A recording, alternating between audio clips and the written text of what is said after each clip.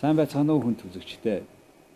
Өнөөдөр манай дефакто нэвтрүүлгийн зочноор Харвардын их сургуулийн олон улсын асуудал хариуцсан дэд ерөнхийлөгч ноён Марк Эллиот оролцож байна. Марк Эллиот Харвардын их сургуулийн Олон Улсын Харилцаа хариуцсан дэд захирал. Elliott 1981 онд Yale-ийн их сургуулийн бакалаврын зэрэг, 1984 онд магистрийн зэргийг тус хамгаалж, Калифорнийн их сургуульд докторийн зэрэгээ хамгаалжээ. Тэрээр 2003 онд Харвардад ажиллаж эхлэхээс өмнө Калифорнийн их сургууль болон Бичгийн их сургуульд багшилж байсан. Тэрээр зүүн өмнөд Аз, Хятад, Манж Чин судлалын профессор бөгөөд Хятадын сүүлийн 400-ны түүх, тэр тундаа Чин улсын түүхээр мэргэжсэн. Түүхийн судалгаанд Хятад ба нүүдэлчин хөршийн хоорондох харилцааны түүхийг эзэнт гүрэн угсаатан ясны түвшинд анхаарч судалдаг. Тэрээр гадаадын орнуудын засгийн газартай гэрээ хэлцээр хийхэд дээд түвшний төлөөлөгч болон оролцож, олон оронд Харвардын их сургуулийн хамтрагчид болон төлөөлөгчдийн нэрийн өмнөөс ажиллаж байна. Good evening, sir. Good evening. Welcome to Mongolia. Thank you. You have a very interesting project now you're working on. Please tell us about that project. So the project that I'm working on now as an academic involves writing a history of the connections between the last empire in China and modern China. As you know well here in Mongolia, the Qing dynasty, the last empire, was a dynasty that was founded by people who were not themselves Chinese, but were Manchus, and who in the middle of in the early and in the middle 17th century, made common cause with Mongols in eastern Mongolia, primarily Khorchin and Kharachin Mongols, to form a kind of multinational state in which there were Manchu, Mongol, and Han Chinese participants that established the Qing state in 1644. And that state became quite powerful, not just in the conquest of China, but as well in the expansion of its state into Inner Asia, including all of what's now Mongolia, and Central Asia, including what's now Xinjiang, keeping in mind that the northern part of what's now Xinjiang is in fact Mongolian territory originally, as well as Tibet. And one of the questions that historians for many years have been trying to understand is, how did a people as few in number as the Manchus managed to create such a powerful state that overthrew the Ming dynasty and lasted for some 267 years and doubled the size of the country? One of the things that I've found in my research, which relies a lot on Manchu language documents, is that the Manchus took inspiration both from Chinese institutions and Chinese ideology, as well as from Inner Asian institutions and ideologies. And the Manchus saw themselves very much as the heirs to the legacy of Genghis Khan, and as they saw their state as a successor state to the Yuan dynasty that was established by Kublai in China, as well as to earlier states founded by Inner Asians. And what this question has to do then with modern China is one that I've become very interested in my work. If we think of the Qing not purely as a Chinese dynasty, but as a hybrid state, combining, let's say, Inner Asian, and primarily here Mongol and Manchu political institutions, and Chinese ones, then the Qing state is a very particular sort of version of a Chinese state. It also happens to be the last one before the creation of modern China. So that gives for Mongolians a lot of food for thought, because it has the Yuan dynasty went to Ming Dynasty, right? Right. Then after this Qin Dynasty. But under all this, Ming Dynasty is, who was the emperor of Ming Dynasty? So the rulers of the Ming state were all members of the family surnamed Zhu. That was the first Ming emperor, Zhu Yuanzhang. And then his, I was going to say sons and grandsons, but it also included others in the family as well. So they were all Chinese, originally from central China. And they had their own complicated relationship with what was called the Northern Yuan, with later Mongol states. And it was, again, like I say, complicated, ultimately led to the construction of the Great Wall. Yep. So that means in the by 1500s. the Great Wall itself in 1500s, separated actually northern nomads with Chinese. Somehow. Correct. In that sense, what I'm trying to tell is Mongolians and Chinese were not together. Even under Ming Dynasty, separated by the wall, then under Qin Dynasty, we were under Manju, not under China. That's that's our understanding. It's correct. Well, so this is, of course, one way of understanding it. Different people will look at it differently. One of the questions that has arisen is a question that people have begun to talk about in the last 10 years or so. I would say that thought of itself as China. It's a very particular kind of, from the way that they ruled in East Turkey, different, quite distinct from the Qing vision of China. What's easy to lose sight of in all of this is that because the same name is used, China, in English, it's easy to think of this as all just the same China, but it's different Chinas. And paying attention to the ways in which Qing China was influenced by Manchu rule, and it's true, as you mentioned, that the Manchus pretty much lost their language, but they did not lose their sense of who they were. They remained ethnically quite conscious and distinct from Han, as well as, of course, from Mongols and Tibetans and others. Were there more, what kind of nationalities it was? Because now there are not anymore that nations. Well, there is a large Manchu minority group in China today, actually, about 10 million people. Wow, and where are they? They're scattered all over the country. There are quite a number who have been recognized as such, who live in northeast China, what we used to call Manchuria. Some live in parts of Inner Mongolia. But there are also Manchus living in cities around China where there used to be garrisons, in Hangzhou, in Guangzhou, Fuzhou, Nanjing, Qingzhou, a bunch of places. Have you been meeting them? I've met some of them over the years. A big difference? Well, it's tough to say because, of course, they speak Chinese like everybody else these days. But they have a particular, the ones that I have met, have a particular sense of connection to the Qing.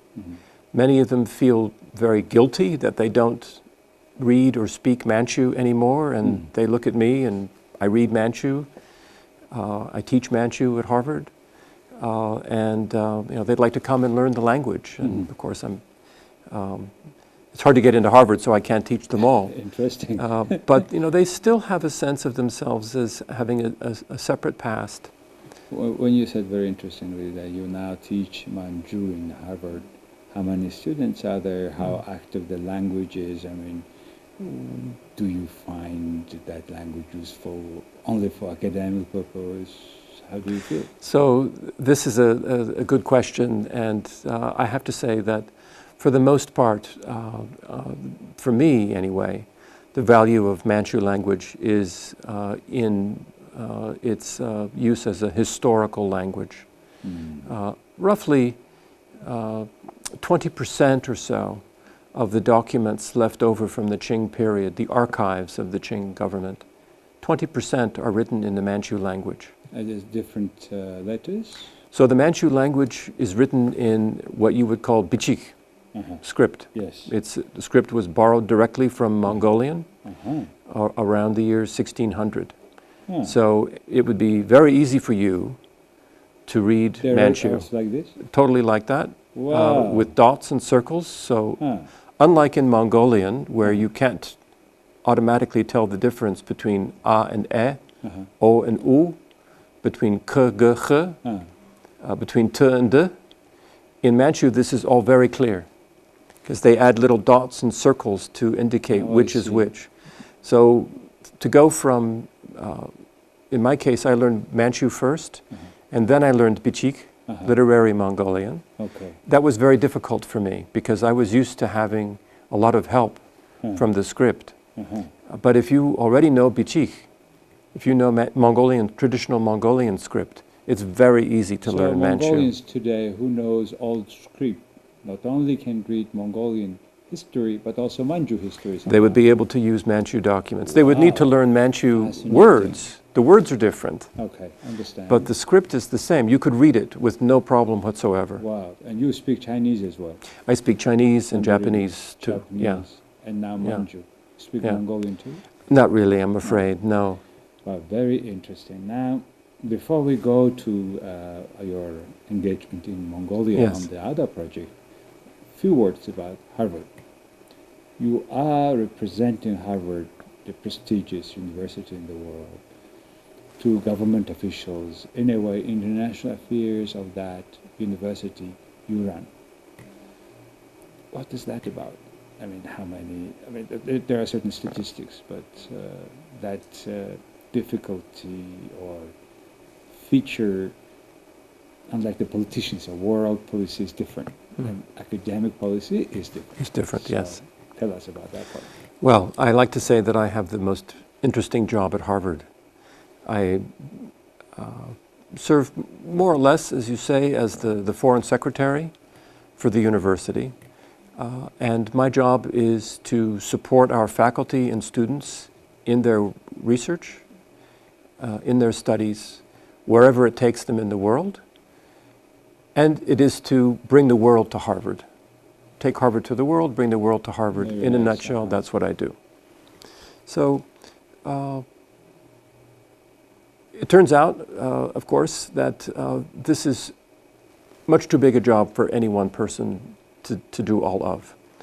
And I really am serving to support the initiatives that our faculty are so good at developing. You know, of course, the United States is a big country and we have lots of research going on domestically, but the world today, you don't need me to tell you this, is so interconnected. And Harvard itself is also become tremendously interconnected with the rest of the world. This has always been part of what Harvard is about, but it has become more and more so in recent years. So that the 10 schools that we have at the university all have an extensive network of research partnerships and collaborations in all parts of the world. The university has research institutes that cover every single region of the world and bring together faculty from across the university to pool their knowledge, to generate resources for study, to provide opportunities for students to go abroad, to bring visiting scholars to campus, and to bring foreign students, of course, to campus. Just a couple of numbers, if you'll permit me. Yes, please. 33% of the faculty who teach at Harvard were born outside the United States. Wow. Roughly 23% of all the students who are studying for degrees at Harvard were born. 23% were born outside the United States. So you can see from these two numbers alone that Harvard looks to the world for talent, and it seeks to bring that talent to campus and to send it back out into the world again. How many altogether now in the students at this moment now in Harvard? We have roughly 20,000 students. Not that big. Yeah, it's not by any means the biggest university in the United States. And faculty, it's hard to count because if we count faculty in the medical school, then the numbers get very, very large because many of the people with appointments in the med school are doctors in one of the hospitals in Boston. But if we take a more conservative number, it's about 2,500 professors. Okay. Yeah. And there are Mongolians also. So, to my knowledge, we have one Mongolian on our faculty. And that is Dr. Gamma Dawasambu. Yes, who is working now with you here in the project. That's correct. How many students now? How many students? Students from Mongolia. I don't know the total number of students from Mongolia right now. We have small alumni here. We do. I'll be meeting with them soon. My guess is there's probably around, I would guess between 10 and 15 Mongolian students. We have about 4 or 5 undergraduates, and then the rest would be in the business school and the Kennedy School. The law school, your present foreign minister is a graduate of Harvard Law School. President Elbegdorj, of course, is a graduate of the Kennedy School. So we have many connections that way. Harvard, of course, known that he's selecting very high standards, selecting the talents, etc. But it's also a very high fee, and also it's all known for your endowment. Yes. Fund. Tell us about the fund endowment. I mean, who is paying or contributing, and where the fund is, and what form you use it. Obviously, non-profit. I'd be happy to say something about the endowment. Before I do, let me point out one thing that is not well known, I think, which is that you don't need to be rich to go to Harvard. It's true that the annual tuition is expensive. It's expensive for Americans. But depending on your income, the university provides extensive financial aid for undergraduates once you're accepted. So when we make decisions about taking undergraduate students, we don't ask if they can pay. We accept them first, and then we figure out a way to allow them to come. And so the majority of students at Harvard receive financial aid of some kind or another. Yeah, and that is coming from this endowment. That comes from the endowment. Also, for the PhD, students do not pay. So for the PhD, all financial costs for 5 years are covered in all PhD programs. Wow. So yes, it's expensive, but we believe in the importance of the mission of the university in training talent, cultivating new fields of knowledge, generating research that will improve people's lives. And so the endowment is really a venture fund, if you will, to support that mission. The endowment consists, in fact, of thousands of smaller funds, some of which are small, some of which are large.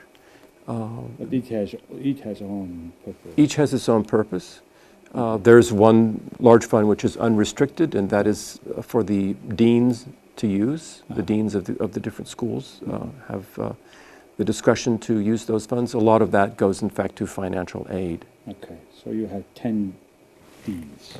Yes, Okay. 10 deans and a president and a provost. Well, you guys, It's a complicated... 12 or so of you are very powerful people to make decisions, in particular in the life of these talented people. And of course, we are very thankful that there is such a system is existing. It's shaped up by Harvard is the founder of the school, right? No, he's not, actually. Harvard is named for John Harvard, who made the first gift of books. He gave half his library to Harvard, which didn't have a name at that point. And it was decided to name the college. It was just called the college. It was a name for him at that point. That time, remember, the Franklin Roosevelt was also creating first public library in that part of the United States, and then Benjamin Franklin. Sorry, and that the library was a big deal that time, right? Books. So yes, of course. Before the internet, right? probably Yeah. like cars today, Yeah. the value-wise, right? So it's a very interesting story, of course. And now let's talk a bit about your project here. Your medical school had decided to make a research here in cooperation with that your Mongolian doctor on the staff faculty, Ms. Ganma, and you start doing that tuberculosis-free Ulaanbaatar, for example. Yes. Tell us about that and what is the achievement so far. So let me say a word about Dr. Ganma, who did her research, PhD research on tuberculosis and on vitamin D deficiency and the connection between those things. She carried out that research here and in the early 2000s, and since then she and her research group have carried out 20 or more studies on this particular problem in Ulaanbaatar and in different locations around the country. And at a certain point, a couple of years ago, it was clear that this was getting to be a very big project that required a substantial infrastructure. And we decided that it would make sense to see about forming a more permanent kind of a structure to assist in this work. And so we created the Mongolian Health Initiative, MHI. That was about a year and a half ago. That was my most recent visit preceding this one. Was in January 2016 when we formally launched MHI. MHI is an independent NGO located here and registered here. Its leader is Dr. Ganma, so we have a strong Harvard connection there. And my office has indirect oversight over the research angle of what happens there. This work has now expanded in a couple of important ways. One is the Zero TB initiative that you have referred to, which got underway formally just a week or so ago with a major conference that took place here, bringing together a number of Central Asian countries who face similar sorts of challenges in dealing with tuberculosis. And in this regard, the foundational research that Dr. Ganma has done, where we know exactly what the rates of infection are, Terrible. They're appalling, it's only because of the work that she's done that we actually have a good sense now of the magnitude of the problem. We know what can be done to solve it, though, and that's the good news. The work has led to a new initiative to address food fortification so that certain micronutrients that are absent for the most part in the average Mongolian diet will be provided. And this will go a long, long way toward bringing down the rate of infection among children.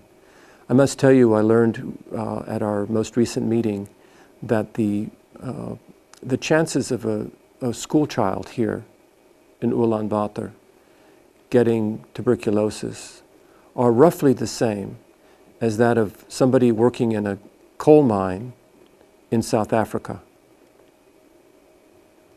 So this is not...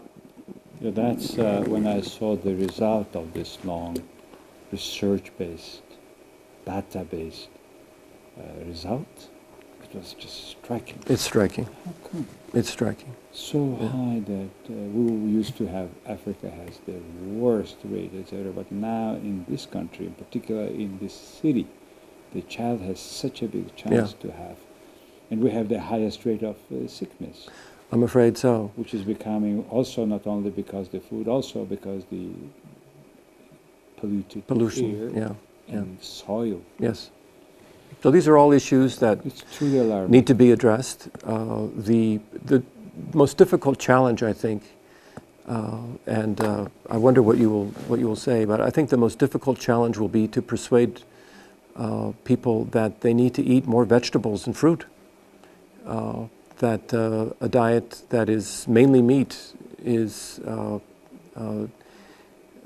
not a healthy diet, and that we can have a healthy Mongolian diet that includes fruits and vegetables as well as meat. Doctor, the situation is like this. 20% of the country is under poverty. Yeah.